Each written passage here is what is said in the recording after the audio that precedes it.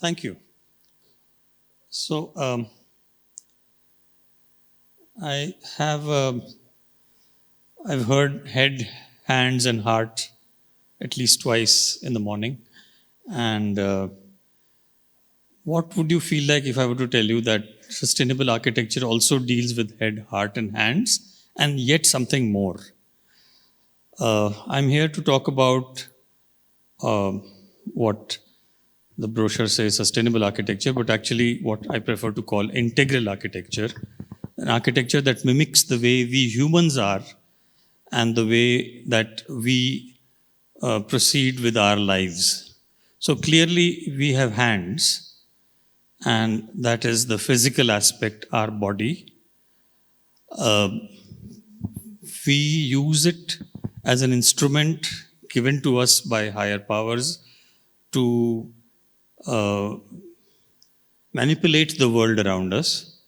And so does architecture. It has hands in the form of the fact that it has to stand, right? That's the basics of architecture. It's the foundational principle of architecture. Uh, this particular example is an unusual one from 23 kilometers east of Pokhara, where there was an earthquake recently, and this house was on the epicenter of the earthquake. It had no concrete, very little steel, and I was a little worried when this came up because I was almost sure that this house would have collapsed. It was on the epicenter, and the earthquake wasn't a mild one. A week later, I got a message from the owner saying that, well, the house withstood the earthquake, and we now sleep very relaxed in it because we are 1000% sure that this house will keep us safe. Well, that's actually one of the foundational principles of architecture, that it has to be safe and it has to stand. But that's a technology that we've mastered, right? So if we look at just, I'm sorry, what am I doing? If you look at the next level, then we have to understand that we have not just a physical aspect, but also a mental aspect to our human beings, as human beings. So, with this mind, we intellectually manipulate the environment around us. And good architecture also manipulates the environment around us. This is done in addition to it being physically robust. So it's not as if something excludes the other. So we have to have it stand and to manipulate the environment around us to make it more comfortable for us to at the least cost to resources and so on. And that's what a lot of so-called green architecture does, such as this one, which basically created a whole different way of looking at daylight. There's adequate daylight on every one of those 1800 workstations inside this building, and a different way of looking at air conditioning. There is only 1 ton of air conditioning for as much as 600 square feet in this building. So this was one kind of intellectual example, you can say, of analyzing and manipulating buildings around us. But it's not, to my mind, complete, because humans have more than just a body and a mind. And I'll tell you what this is. This example is of how water was manipulated in this building to yield 60% more than normally used in terms of how it could be used. That is to say, 60% less water was required. And this particular building was something that was built in the 90s, and it's an autonomous building, meaning that it has no need for a water or electrical connection, and it runs entirely on renewable energy, and it has been doing so for the last 30 years. Besides manipulating our environment, which can be done and can be learned technically, and in schools of engineering like this, we also have an emotional aspect. That's the heart. So the emotional aspect is something that tells us that we like beauty. We are emotional beings, or emotional animals, if I may call them that, and we appreciate and have an aesthetic sense around us. And architecture must be aesthetically appreciated too. Often this translates to flowing forms and so on. I think the best example I can give is something which we did in Tiger Sanctuary in Kanha, which is a set of tents. In the inset white picture, you see a set of analysis which also went on. There was a whole amount of structure that also was necessary to make these tents stand. But the inset shows the double skin tent and how the cooling and heating was done to make it optimal, so that from 15 tons, the cooling came down to as little as 3.5 tons of air conditioning.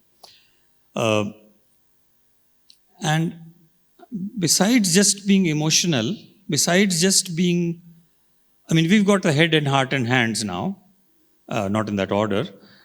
But what else is really there? Actually, what else is there is what defines us as human, which is our complexity, the soul, the meaning that we give to our lives. And that is, to my mind, what sustainable architecture should be about, what integral architecture should be about. Because just as we are integral beings and we combine aspects of all these levels, from the community and complexity to the body, our architecture must also do the same to be truly sustainable.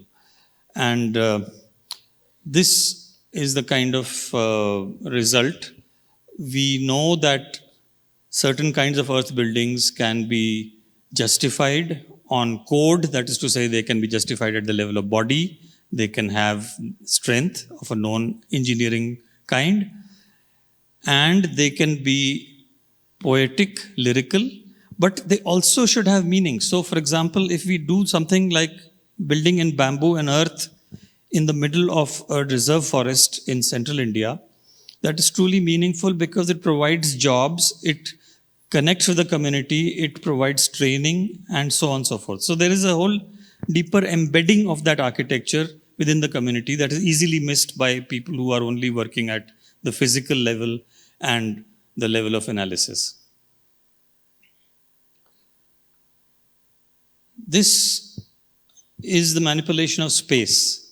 So you see that in this little courtyard, which is as little as 15 meters across, we have managed to put together 300 species of insects and plants in order to create a miniature pond, which this particular one is from a school. Therefore, children have a look at it and they learn life sciences and they learn the appreciation of nature at the same time and so on. And therefore, it gives meaning to the space. Now, this is a non-space. Many Western architects would call this an open space or not a room at all, because in a colder climate, you are forced to enclose spaces and only call those as buildings. Everything else is outside.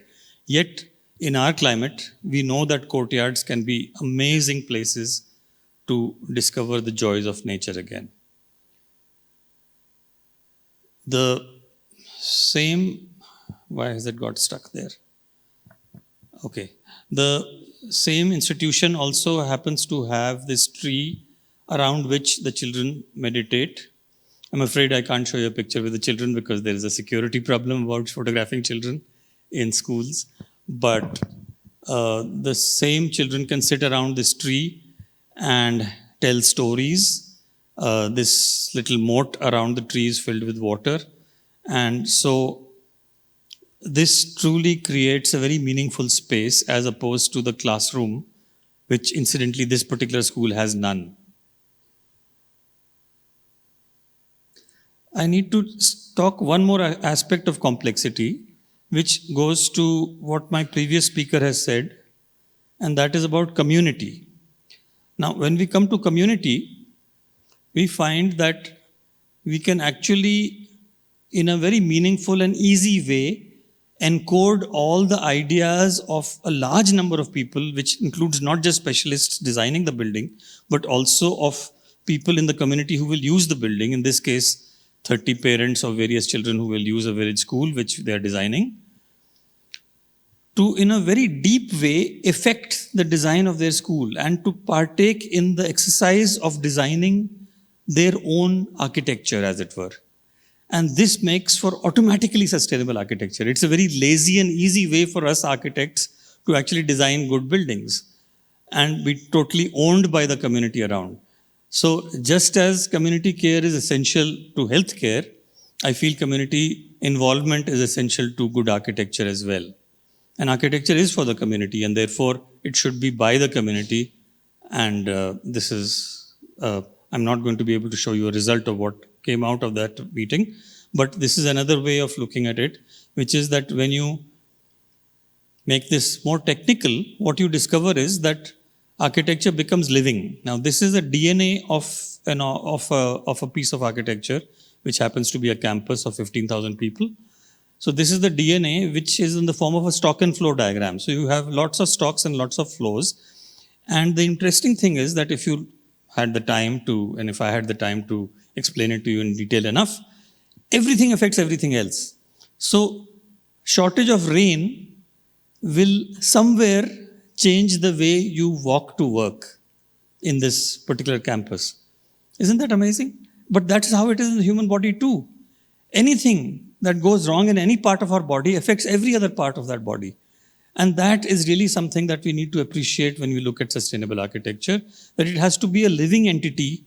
And no matter how dead architecture is seen to be, how much of a sculpture it is seen to be, it's important that we understand that it is living. Now, it so happens that the outcome of this diagram was, I'm so sorry, this place, and this place doesn't look at all like that diagram, right? But then if you were to do a diagram of our DNA strands, it would not at all look like us. And that's reasonable, isn't it? But if it's reasonable in biology, it should be reasonable in architecture too. And this is the point of sustainable architecture, that it has to really scratch the surface, go deep. And I am sorry to say that a lot of us feel that we have mastered the arts of structure, we mastered the arts of manipulating environment, we mastered the art of even shaping architecture, especially in recent years in the West, with a lot of wild shapes being given form and being structurally, parametrically worked out and implemented. But that's not the end of architectural history. I believe the era of sustainable architecture, of deep architecture, of community architecture has only just begun. And it's really that I hope to see in the future. All of you here are engineering students. I also hope to see that engineering becomes much more artistic, and it also starts embracing the creative aesthetic side of the objects that we work with, as well as the integral or community side of the meaning that we give to those objects. Thank you.